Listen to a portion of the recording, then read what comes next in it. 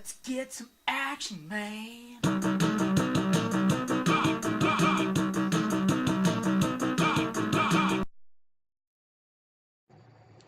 Hello everyone, this is AM Magic 91, and today I want to talk about violence and video games.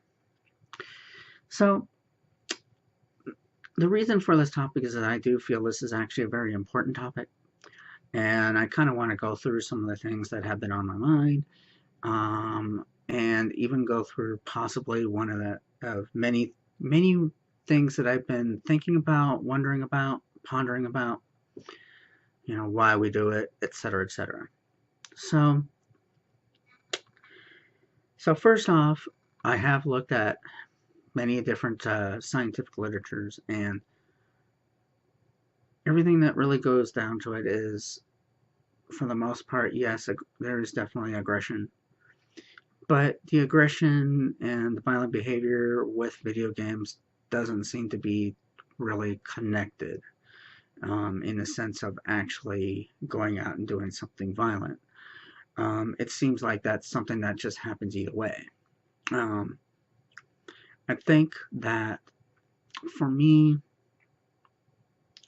video games actually, if there's a whole lot of aggression, there's already been there. There's a lot of people who are very competitive. I mean, we go through a whole lot of different things in life, and sometimes we get very angry. And I've actually felt that video games have actually been a great psychological or psychiatric way of actually dealing with anger. And the reason why I say that is because psychiatrists, when they have to deal with anger management and whatnot, what are you told? You're told to maybe get something to punch, as in maybe a punching bag, or maybe even a pillow.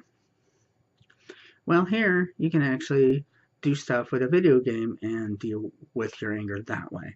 And the whole point of actually getting your anger out is just to get that anger out, so that after a while everything kind of calms down and you're like, oh good, it's like a release.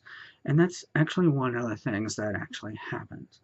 Another part of it, I think, too, for me, is that with action adventure kind of games or even movies and TV shows, there's a certain thrill.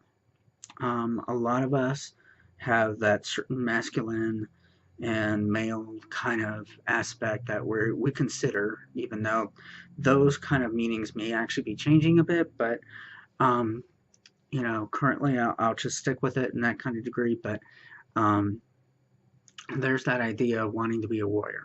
There's that idea of wanting the thrill of like a warrior in the sense of having action and adventure. I mean, here I am, little old me, who basically who is basically pretty meek. So, that at least on a biblical sense, I'm going to inherit the earth. But, here I am too. There's a part of me that kind of wants a certain adventure, but I'm just not that kind of person that would really seek for it. And I'm definitely not someone who really goes out for that. And part of it may be because I'm just not that competitive. There's a part of me that just doesn't want to do it in this kind of way. And then I see video games as a way to actually just, do it in a particular kind of fashion. So I can actually have some kind of level of experience, but not really do it. Like, I mean, for an example, I have a fear of heights. So flying is kind of like not really a thing for me. And yet, here in video games, I'm not fear of heights because first off, I know it's a video game. And so, like with Far Cry 5, I mean, I can fly a helicopter, I can, fly like a Cessna like engine, just going around with it. There's actually a wingsuit kind of thing that you can actually use, go down with a parachute. Yeah, and it doesn't affect me at all. But in real life, I'm on top of a ladder, and I'm just like, holy crap.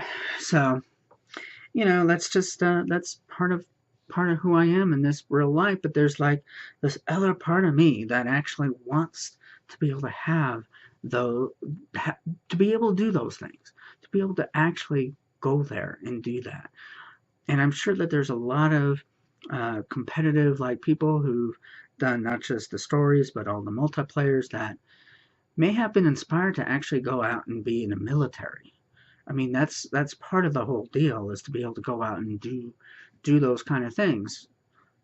Probably the one good thing about Call of Duty series is to actually make people feel like I can be in the military. I can actually make a difference. Um, but then here's the other subject about how do we think about games? How do we think about movies?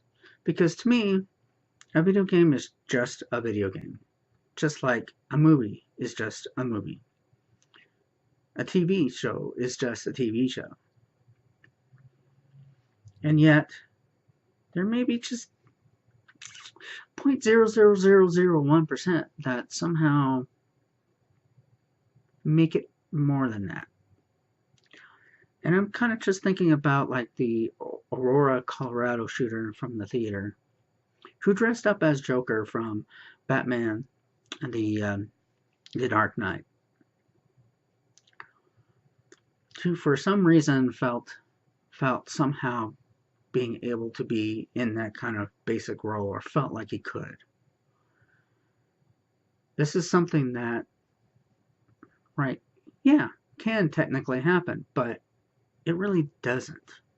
People don't really do that. When they do things like, I guess it's called cosplay, people dress up. It's just dressing up. It's like going to an old Star Trek convention, and I'm sure it's called, it's all the Comic Cons now, but I haven't been to an actual one. It's kind of expensive, but the thing though is I've been to Star Trek conventions. People have been dressed up as Klingons, Vulcans, etc., etc. Those are the kind of things that would happen, and they're just doing it for fun. They're just doing it for that. Here, this is something a lot more serious. And of course, what is this with this guy is that there's a lot of kind of mental and emotional issues going on with him that have not been taken care of. But I also think about the fact that we ourselves, when we go through these, what are we going through? What are we doing? Um, why am I into action and adventure? I want to be able to do those things in a way, and yet I don't want to do them in real life. I think about on a more metaphysical way. Now, if you don't believe in it, that's fine. I'm giving this out as an example. That for some of us who believe, may feel that in past lives, we may have been warriors. We may have been those that sought out and tried to be the heroes of the day. There's definitely were plenty of wars in the past. No matter if you were a Roman or if you were someone else, going against other people for whatever reason. Part of it could be defense, part of it could be that you wanted to conquer, etc., etc. The point is there is that big part of us that there is still that want for action. There is still that want to do that. And one of the interesting things about video games is just that you can do that. But without actual true consequences. Yet, games today, especially today, provide more in a story about consequences. There are particular games that do choices and how you do those choices. For an example, Dishonored. In Dishonored, you do have certain choices. And there's definitely two major ones. The two major ones is do I predominantly kill people or do I predominantly put people unconscious? In other words, they're still alive. They may be sleeping, whatnot. And in Dishonored, if you make most people unconscious and sleeping and whatnot, people around you, no matter if they're allies or not, well, no matter if they're allies, that's mostly the point, is that they'll look at you with honor and they make you feel that you're like a hero and that they're not afraid of you. They think you're courageous, they think you're a good person, etc., etc. You go out with the killing route and people are afraid of you. People run away. People kind of give you the impression, that you're basically a killer. This is definitely one of those things where it entirely brings out a whole new way of looking at it. And a lot of games today are bringing that out. And there are certain games that even tried to bring those choices even over 15, 20 years ago. One of my favorite games, Deus Ex, had those levels of choices. And even though some of those were very, very minor, there were certain ones that actually had some major choices. And those are one of those things where they inspired other developers to start creating choices. They developed games like Jade Empire and Star Wars Knights of the Old Republic, where you have choices to be either a Jedi or a Sith. How good can you be? How bad can you be? Etc., etc. So, in conclusion, I want people to be able to really think about this, about why we do what we do. Knowing that this is a part of ourselves we don't pay much attention to. This is a part of ourselves we don't think much about. Yes, we pay attention to it in a sense of action, adventure, and ways of dealing, but we don't really think about why we're doing it. We don't really know the origin of why. And it's one of the things I've been really thinking about. Another thing, too, is about how society works. And we do have to think about society and the fact that there are parts of society that really seem to be not just on a competitive level. Competition may seem to be a good thing, but at the same time, I think it has put more down than not. I think it has made us more angry at others. I think it is more disapproval. I think it's, in some ways, there are times when it's highly destructive. When you look like a loser, it's destructive. When you do seem to be like a loser, it's destructive. And it's almost as if the caring just goes away. And that's a big part of it. And you have to wonder about that. And then we decide to go ahead and watch or play something that makes us feel at least more powerful, more better than who we really are. And so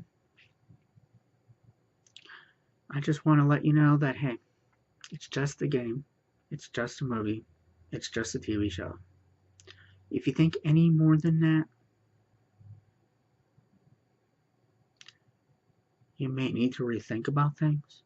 You may need to talk to other people. You may need to be able to realize that what's going on may be a problem. And games are just a catalyst in that degree. They are not the reason, but they are a catalyst when it comes down to those kind of thoughts in those kind of ways. I game for fun. I game for the fact that I enjoy it.